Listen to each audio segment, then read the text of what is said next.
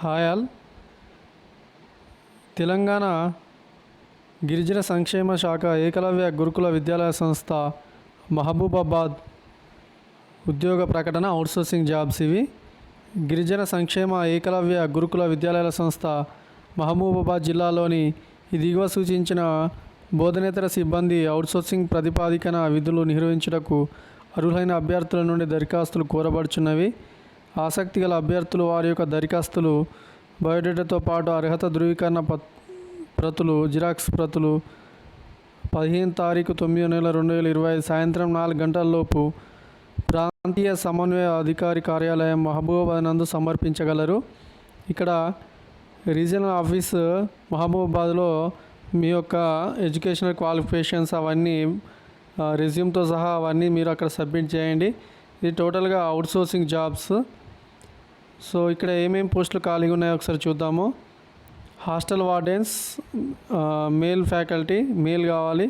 ఖాళీల వివరాలు 1, గుర్తింపు పొందిన విశ్వవిద్యాలయం సంస్థ నుండి ఏదైనా బ్యాచిలర్ డిగ్రీ, ఓకే, డిగ్రీ ఏదైనా డిగ్రీ ఉండొచ్చు, డిగ్రీ ఆర్ బీటెక్ ఏదైనా పర్లేదు. సెకండ్ వచ్చేసి హాస్టల్ వార్డెన్ ఫీమేల్, 2 వేకెన్సీ ఉన్నాయి. ఇది కూడా డిగ్రీ ఏదైనా బ్యాచిలర్ డిగ్రీ అయినా కావచ్చు, బీటెక్ అయినా ఏదైనా కావచ్చు. అకౌంటెంట్ 1.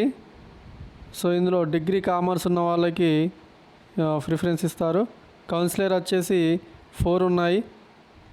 గుర్తింపు పొందిన విశ్వవిద్యాలయం వారి సంస్థ నుండి ఇక్కడ సైకాలజీ, క్లినికల్ సైకాలజీలో మాస్టర్ డిగ్రీ ఉండాలి.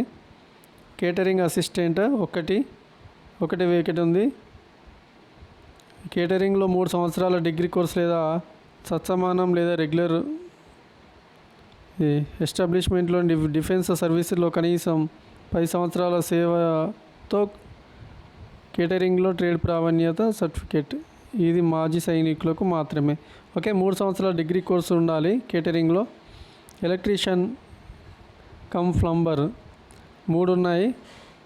ఇక్కడ 10వ తరగతిలో ఉత్తీర్ణత ఉండాలి లేదా ఐటీఐ సర్టిఫికేట్, పాలిటెక్నిక్ సర్టిఫికేట్ లేదా ఎలక్ట్రీషియన్, వైర్మెన్ ట్రేడ్లో ఉన్నత డిగ్రీ ఉండాలి. ల్యాబ్ అటెండెంట్ 1 ఉంది. గుర్తింపు పొందిన సంస్థ నుండి 10th క్లాస్ ఉండాలి. ఓకే,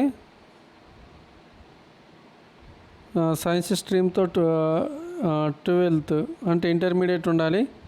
ల్యాబ్ అంటే ఎంపీసీ, బైపీసీ దానికి రిలేటెడ్గా ఉన్న వాటికి ల్యాబొరేటరీకి సంబంధించిన రిలేటెడ్ ఇంటర్మీడియట్ ఉన్నా సరిపోతుంది. 10th are intermediate. Mess helper వచ్చేసి 2, 10th క్లాస్ ఉత్తీర్ణత ఉంటే సరిపోతుంది.